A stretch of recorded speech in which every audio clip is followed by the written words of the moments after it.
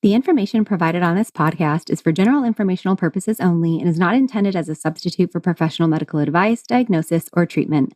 Always seek the advice of your qualified healthcare provider with any questions you may have. Never disregard professional medical advice or delay in seeking it because of something you have heard on this podcast. Reliance on any information provided here is solely at your own risk.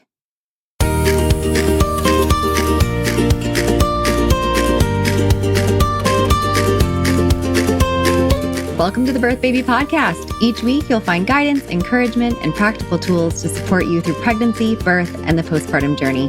I'm your host, Sierra Morgan, a certified birth and postpartum doula, hypnobirthing educator, and pediatric sleep consultant. I'm also the owner of a doula agency in Austin, Texas, and the founder of the Birth Baby Academy, where I offer classes for both parents and birth professionals. Thanks for being here.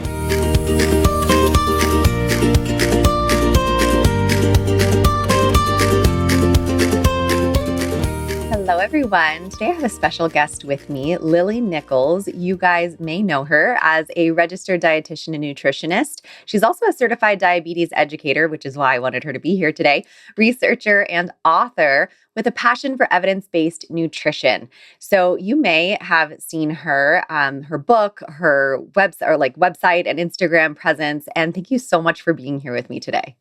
Happy to be here. Thank you. Yeah. So like I said, the diabetes reason that I wanted you here is because there is a lot of confusion around gestational diabetes compared to regular diabetes outside of pregnancy. And I have a lot of clients that express that confusion when they're taking that glucose test and all of these things during pregnancy. So can you start us out by just explaining what gestational diabetes is and how it's different from type 1 or type 2 diabetes? Yeah, sure. So, as the name suggests, gestational means it's during pregnancy. It's elevated blood sugar that either first develops or is first recognized during pregnancy. So occasionally you have somebody with a pre-existing issue coming into pregnancy that was not previously diagnosed. They might be sort of diagnosed under the catch-all of gestational diabetes. And then you can kind of parse out with postpartum testing what was actually going on there. But anything diagnosed in pregnancy, we call it gestational diabetes. Essentially, your body has challenges maintaining your blood sugar within a certain range. Another way of defining it is carbohydrate intolerance of pregnancy. Your body's unable to tolerate large quantities of carbohydrates eaten in one sitting without experiencing high blood sugar. Or another definition is insulin resistance in pregnancy.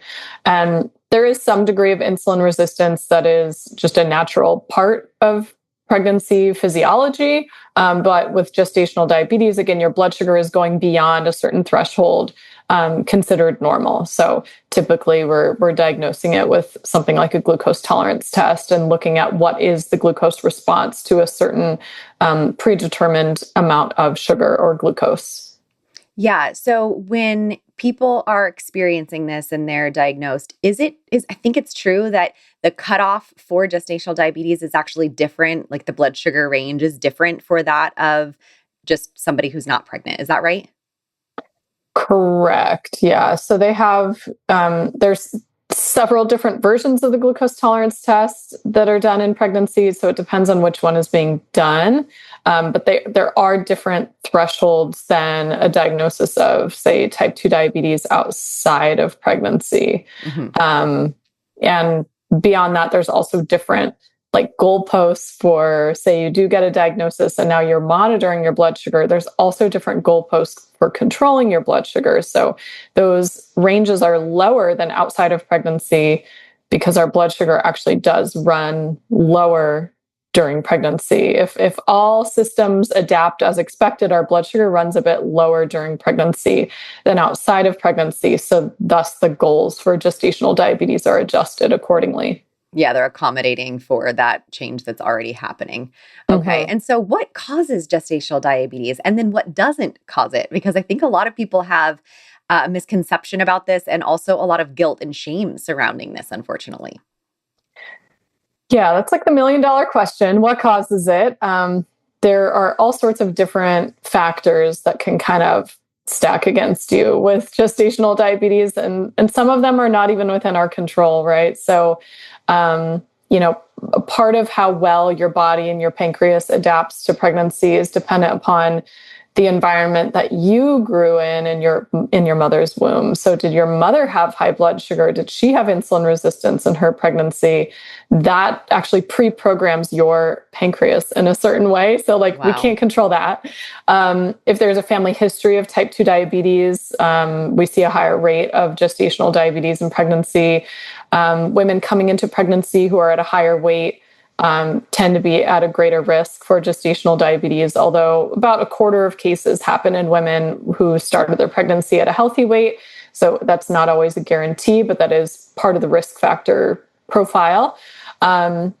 Being of a certain ethnicity where type 2 diabetes and insulin resistance is more common, that just puts you at a baseline potential higher risk. Not that it's a guarantee, but it kind of factors in. There's, dietary, nutritional, lifestyle factors that can play a role. So deficiencies in certain nutrients like vitamin D and magnesium can play into it. Inactivity can also play into it. And that goes all the way back to preconception. Like what are your usual lifestyle habits? What's your kind of like lean body mass? How much muscle mass do you have? Usually individuals who have more muscle mass and more lean body mass, they can handle, they're more insulin sensitive. They can handle sugar and carbohydrates better than somebody who doesn't have a lot of muscle mass. So that all factors in. At the end of the day, it's probably more of like a constellation of factors that are playing into it. And then the one thing that I do, again, want to come back to is that there is some insulin resistance that is a natural part of the changes that your body goes through during pregnancy. You put on weight, your placenta is releasing certain hormones that affect insulin resistance. Your pancreas is tasked with producing more insulin over the course of pregnancy. This is all to like support baby's growth and development. And from more of like a physiological perspective, where our body is really prioritizing baby's growth regardless of how regularly food is coming in, right? If we didn't have backup systems for this, then humans would not be able to sustain a pregnancy during something like a famine or food shortage, and yet we do. Nowadays, our food environment is not typically that of famine or food shortage, and we kind of have the opposite problem of, maybe too much coming in, or maybe not the right foods that are, rich in calories and carbs and, other processed ingredients and things that can raise our blood sugar, but really low in protein and micronutrients and other things that are more supportive of our health and vital for baby's growth.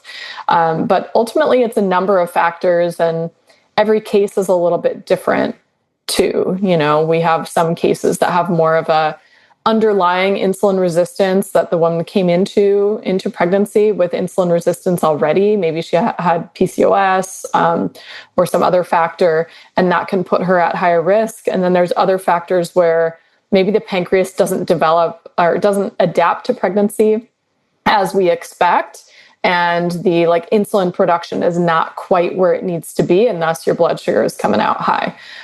So it's complicated. Okay, so clearly there's a lot that goes into it, and people, have a lot of different factors, and we can't really know what are, if we're going to get it or not, because we're just going to have to see. Just even if you have all the risk factors, it doesn't necessarily mean you're going to get it. So at what point in pregnancy are people tested for this? And is there ever a situation in which somebody might be tested earlier than they normally would have? Yes. So, typical guidance is to test at 24 to 28 weeks of pregnancy. It's usually a glucose tolerance test. Some providers accept different options. And like I mentioned, there's different versions of the glucose tolerance test as well. There are occasions where providers want to test earlier. I'm actually in favor of universal screening in the first trimester with a hemoglobin A1C. So you're not doing a glucose tolerance test. You're just getting a blood test added to your standard fast. They don't even have to be fasting. Your standard prenatal first visit blood labs, and that gives you an indication of your underlying insulin resistance. Well, why It's don't they not just perfect. do that then? They yes, they should. The California Diabetes and Pregnancy Program, which I used to work for many, many years ago, advocates for that. And the high-risk clinic we worked in, we did do that. And Huh. so if somebody's blood sugar comes out, their A1C comes out in the pre-diabetic range, there's essentially diagnosed with gestational diabetes and get treatment for the entirety of their pregnancy, which most of the time we can manage with diet and exercise anyways. Right. But it dramatically improves outcomes. At least that's what we saw, because now you have like 2/3 of the pregnancy to do something about it versus waiting until, okay, blood sugar's been high for all this time, nobody knows. And now, right at the end of the second trimester, early first trimester, we're finding out, right? Yeah. So that's a little soapbox of mine. I do have an article on my site on early gestational diabetes screening. People can read if they want to, but a first trimester A1C is something that some providers will do. It is definitely not standard of care in all areas, but especially some clinics on the West Coast who follow the Sweet Success guidelines, they will incorporate that into their practice.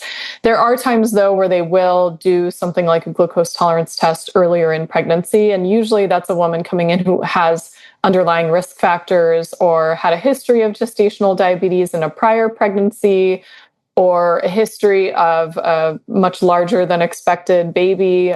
Often, not always, that can be a sign of undiagnosed gestational diabetes. It is a risk factor for getting gestational diabetes in a subsequent pregnancy. And so sometimes they will just do a glucose tolerance test earlier. That's cool. Yeah, I've had some clients that have had earlier testing. I've never had somebody have that A1C test in with their prenatal blood work, though. Mm-hmm. I guess somebody could just request that, right? Oh yeah, I requested it both of my pregnancies, and they kind Yeah. of looked at me like I was nuts. But I used myself as a guinea pig. I just wanted to see, like, hey, where does this Yeah. come out? It does give you some helpful information, and if you do get a reading that's kind of borderline or is high, maybe your clinic or doc doesn't recognize that as gestational diabetes, but you on your own can be like, hey, I'm going to monitor this, start keeping a closer look at my blood sugar and see if this is something I should manage. I mean, I'm all for being as proactive as possible because it really does improve pregnancy outcomes. Yeah, when you say that, it kind of, I've said before, and I don't know, I might be wrong when I've said this. I'm like, I just feel like everyone would benefit from doing what you would need to do if you were gestationally diabetic. Like, it Oh, wouldn't yeah. hurt if everyone just did that diet and exercise routine throughout their pregnancy. And I kind of wonder if you were doing that, if your test would be like a false negative because I wonder if they wouldn't be able to catch it because, well, I guess you'd be fasting. So maybe it would still be able to catch it. But it's interesting because it's Yeah. like if we all just did it, then we'd probably be better off anyway. Even if you don't have gestational diabetes, it's still a great way to live. So would you agree with that? Yeah, for the most part. I mean, blood sugar balance is important to all of us, right? Yeah. So, I mean, I do talk about that in all of my books. The gestational diabetes book was the first one, and for a while, when people were like, "What do you recommend for prenatal nutrition?" I'm like, "Well, basically that. Like, you don't have to be as careful about your carbs, and you don't have to be testing your blood sugar all the time necessarily, but essentially, like macronutrient balance, whole foods, protein forward, like that supports everybody's well-being, whether or not you have a clinically diagnosed blood sugar issue." The caveat I just want to mention on the testing that you mentioned, like if somebody might get a false negative on the test, interestingly, the reverse is more likely to happen, I've where they had could get a people have false that too. positive on the test. And that's because if you normally eat a relatively low carb diet, your pancreas adapts to that like expected carbohydrate load. And so it down regulates how much insulin you produce, at least your like first phase insulin response to eating something, because your pancreas kind of like pulses out insulin as needed. So if it knows you generally eat low carb, if you have like a big sugar load, like a glucose tolerance test, it'll still parse out kind of a smaller amount of insulin because that's what it's primed to do. And so it may take a little longer for your blood sugar to come back down. And thus you can get a false positive on the test. And we've known since the 1960s with glucose tolerance tests, if you have somebody on a low carb diet, they're more likely to fail the test. If you instead prime them with a a higher carbohydrate diet, like at least 150 grams of carbs per day for about a week leading up to the test, if their pancreas is actually functional, they will pass the test. That's And so this has been interesting. shown in modern research with gestational diabetes as well. And so I caution people who are predominantly low carb, either you might want to think about a different testing option, or if you're going to do a glucose tolerance test, make sure you're eating a sufficient amount of carbs leading up to the test. In particular, a higher carb dinner the night before you do the test can help. So it's a little bit, it's a little Tricky. bit Yeah. tricky. Yeah. So I have had clients, so many that like just barely fail the 1 hour test and then have to do the Yes. 3 hour test. And there's actually a local group here, provider practice group, that started doing across the board 2 hour tests because they get less of those like fails and have to do a 3 hour test. And they just kind of met in the middle, I guess, and decided that that's what they would do as the norm. And then, of course, they also will let you do kind of the finger prick thing. Do you have a strong opinion on, 1, 2, or 3 hour tests versus also the finger pricks? And then some people even wear a continuous glucose monitor. Right. Yeah, I'll try to keep this brief. Loaded So question. the options you're talking about with the glucose tolerance test, most of the US does a glucose challenge test, which is a 50-gram non-fasted test. They check your blood sugar only 1 hour afterwards. And then if you, quote, fail that, they send you back for a 3-hour test with 100 grams of glucose. And that one, you are fasted, and they test your blood sugar at 1, 2, and 3 hours afterwards. There are 2 separate diagnostic criteria based on that 3-hour test, which is a whole other landmine. But that's the most common one in the US. The California Diabetes and Pregnancy Program and almost all other countries in the world favor a 2-hour test. That's 75 grams of glucose, and it's performed fasted. So you come in fasting, you drink 75 grams of glucose, and they check at 1 and 2 hours after. And that has a different diagnostic criteria threshold that the International Association of Diabetes and Pregnancy Study Groups has agreed upon. It is a bit stricter of thresholds, but you have fewer false positives. Like with the glucose challenge test, the 50-gram one, you have a pretty high failure rate. It's really meant to sort of screen out who's at high risk, who's not at high risk, like who needs to do this longer, more involved test. But in my opinion, I like the 75-gram 2-hour. It's just whether or not it's like clinic protocol, which one they want to do or don't do. The downside, I will say, of the 75-gram test, which it's not a downside depending on how you look at it, but you will catch more mild cases of gestational diabetes. And if you're at a clinic where they treat every case the same and you're automatically super high risk and you have all these extra things going on and they're going to deny you birth choices and all this garbage that shouldn't be the way that it is, again, that's clinic specific, then that sucks, right? Yeah. But identifying a mild blood sugar issue is still of value, and you can still take that information and monitor your sugars. And mild cases are usually easier to manage, but it's still of benefit to mom and baby to have blood sugar in a healthy range for the majority of the pregnancy. So it could be, a pro and con depending on how you look at it. The home monitoring is, another viable option for diagnosing. If somebody doesn't want to or can't do a glucose tolerance test, like somebody's had bariatric surgery and you can't handle a sugar load like that, it is a lot trickier for providers because there's now no like agreed upon criteria, like what percentage of readings have to be elevated in order to trigger a positive diagnosis. It's not like cut and dry. The other methods, it's like a checkbox. Are you above the threshold or are you not? How many readings? Again, depending on the criteria you're following, it's cut and dry, black and white, and that's gray area. Likewise, CGM is a bit of gray area too, because they haven't really identified, okay, what time in range, what how long what are the factors that are going to go into whether or not this is a positive diagnosis or not? Because Yeah, our blood sugar does fluctuate, and it really is going to be dependent upon what somebody's eating. So, somebody with really, not so great blood sugar could eat super low carb when they're monitoring at home and be like, oh, yeah, they passed great. And then they go back to their old ways. And now we haven't actually reduced anyone's risk. They kind of cheated the test. So, my recommendation is for anybody who's doing something like home monitoring or a CGM, you do want to build in some higher carb meals to see what your response is. Don't cheat the system. You want to see, okay, how does your body handle a meal with, say, 50 grams of carbohydrates in it? We want to see, how much we need to, rein in the diet or not. Whether it triggers a diagnosis, again, is a bit complex, but some people like those methods because you're actually able to make adjustments to your diet and lifestyle. It's very real world versus, for many of us who don't drink, a 50-gram sugar load of juice on a regular basis, like a glucose tolerance test is a bit abstract.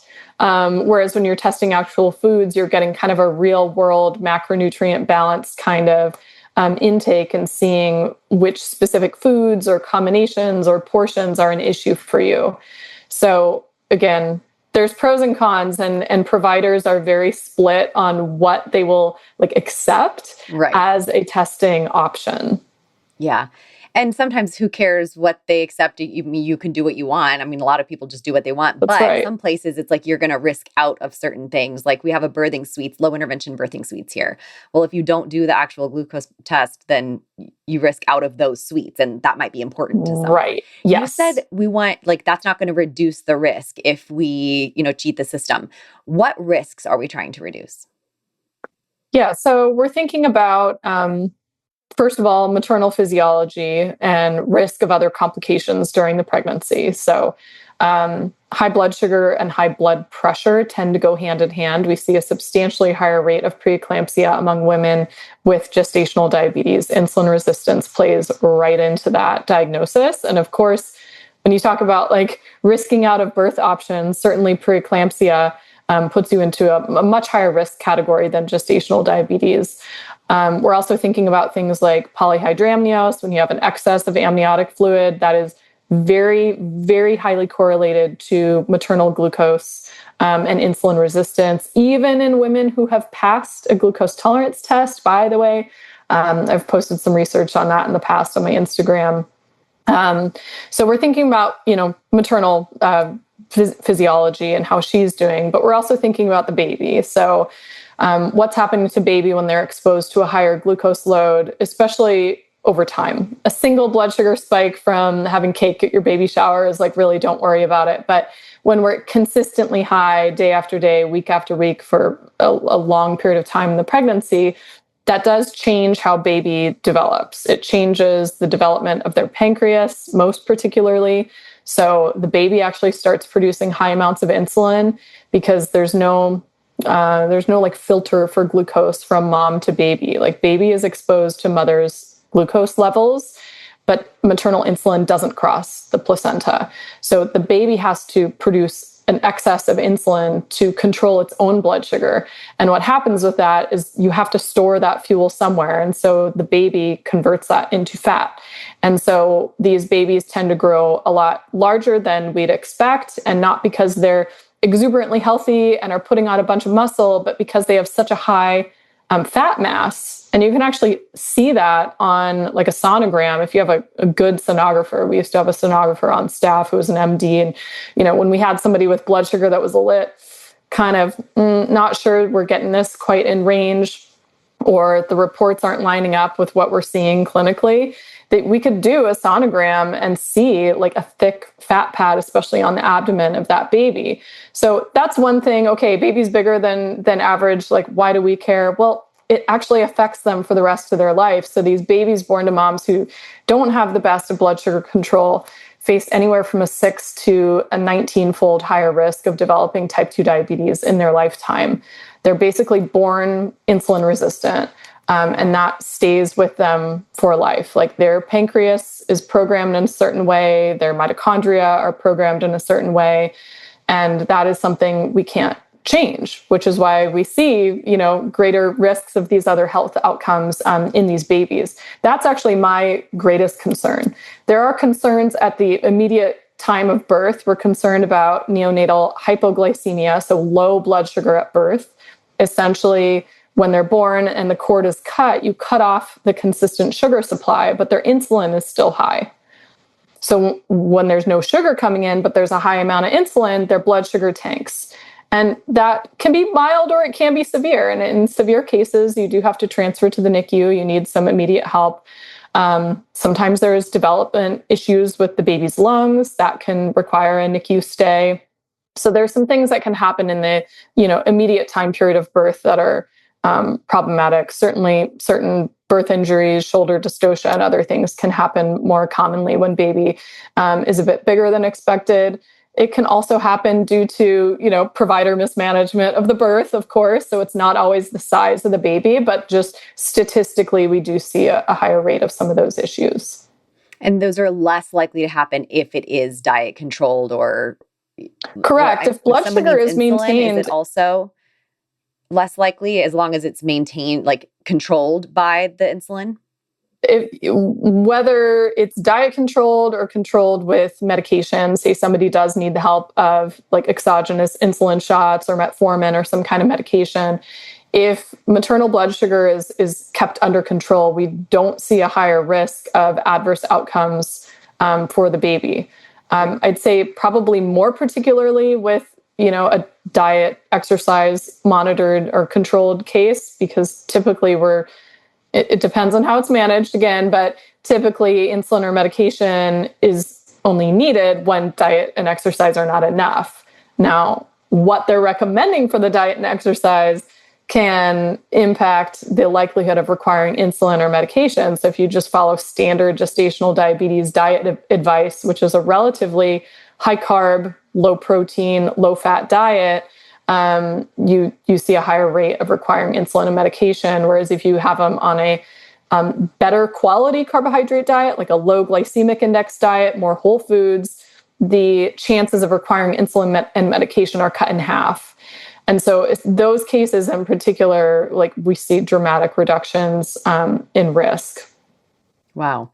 Yeah, I have people that have this kind of situation happen, and they're really, because there's such a distrust of the medical system by a lot of people, they automatically think like it doesn't actually matter, or my baby's going to be fine. It's just the baby's just a little extra fat. And I will say on a big baby, that's not because of something like gestational diabetes. On a big baby, I'm like, the baby's getting squishy. It's fat is squishy. Like, don't worry about giving birth to that baby just because they're a little bit bigger. You also are very tall humans, right, that are having this baby. But when it comes to the reason is because of that fat pad that's building because of this insulin situation, it's harder for parents to flip their brain to, okay, this is an actual medical situation that we do want to watch a little bit more closely. And they can even be resistant to these heel pricks that the providers are wanting to do once the baby is born. Can you explain that, what they're doing when they're pricking the baby's heel after they're born if they're over a certain size? Yeah, they're checking their blood sugar. So they're checking for neonatal hypoglycemia. As far as I know, it's pretty standard practice in a woman who's had gestational diabetes for them to test baby's blood sugar. You just see a dramatically higher rate of neonatal hypoglycemia in those groups, like 5-fold or more higher. And you do need quick intervention. So they need feeding. So there's different ways to accomplish this. Have them at the breast, although like is a teeny amount of colostrum that's coming out right at birth going to be enough? Some women do colostrum harvesting in advance of their birth for this particular reason, and then have that stored with them in a little syringe. We've probably had clients do that, mm-hmm. Or they might treat with, glucose water or with formula.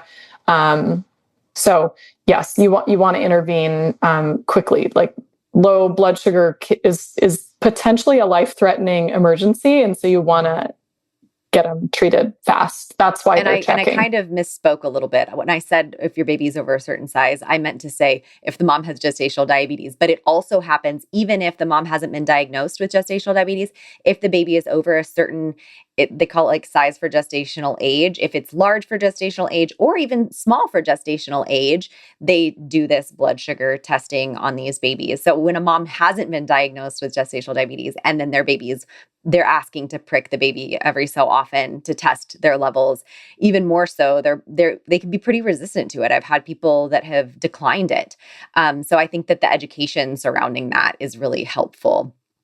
Now, when you also said like sometimes, which is kind of crud, that their birthing options change, it could be the birth location. Have you seen any other things that end up changing about someone's availability for options during birth or restrictions that they It have? seems to be entirely dependent on where they're birthing, what the rules are in that particular state or for that type of provider.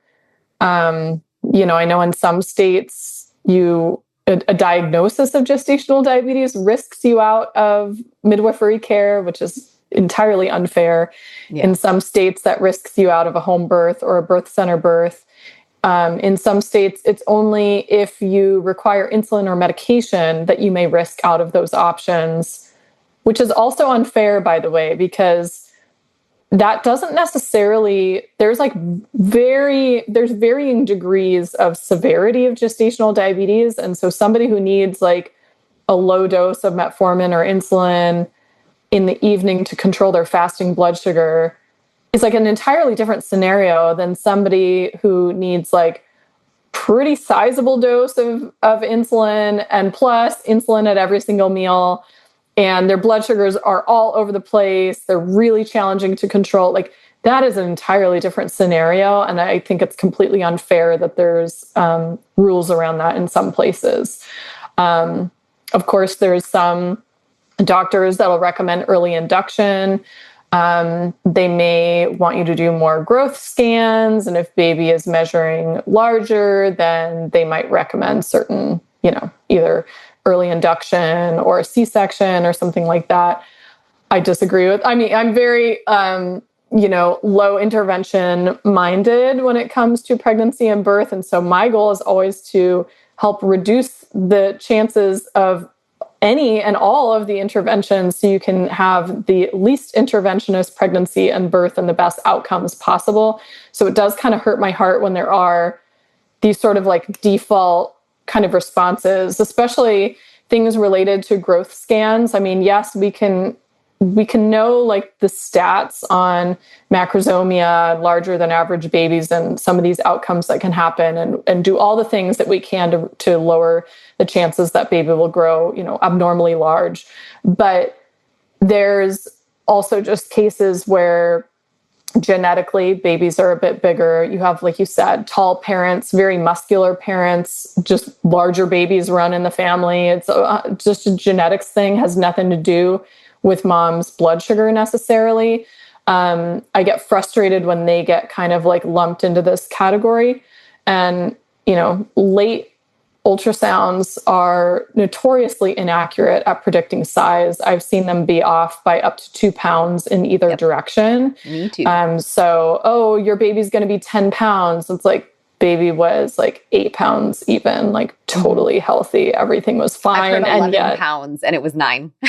Yeah, exactly. And so that part is frustrating. I just feel for women who are in that scenario because it feels like the system is working against you. And so I could really feel for that feeling of being like stuck with this scarlet letter on your chart of this diagnosis and getting all of this extra monitoring, and maybe everything is actually totally fine, but it feels like overkill, or that your birth options are limited. That frustrates me. And that's part of why I like having these conversations, because I do hope we have some providers listening who might sort of see that gestational diabetes exists on a spectrum and maybe consider more closely looking at your client's blood sugar management and looking at the full clinical picture instead of just saying, oh, gestational diabetes, oh, high risk, oh, all these interventions.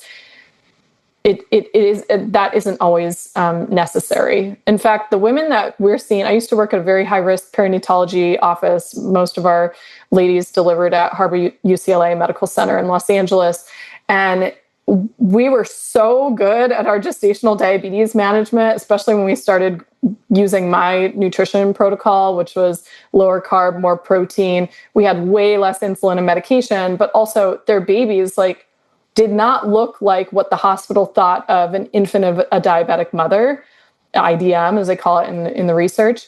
They were like, I think you're misdiagnosing these ladies because we're not having neonatal hypoglycemia. The babies are not larger than average. We're not having, what are you guys doing over there? Because these aren't diabetic babies. So I want to share that for any clinicians listening, especially those who are in charge of determining birth choices and birth outcomes, that it really has everything to do with the blood sugar control during the pregnancy, not just whether there's a diagnosis or not a diagnosis. Yeah. Would I be correct in saying that if the diet is well controlled and everything is going well with blood sugar is well controlled, that you wouldn't think that we would just need to induce for gestational diabetes? We would only need to induce for gestational diabetes if the baby is continuing to grow at an abnormal rate because of the insulin resistance and the diet or the blood sugar not being well controlled.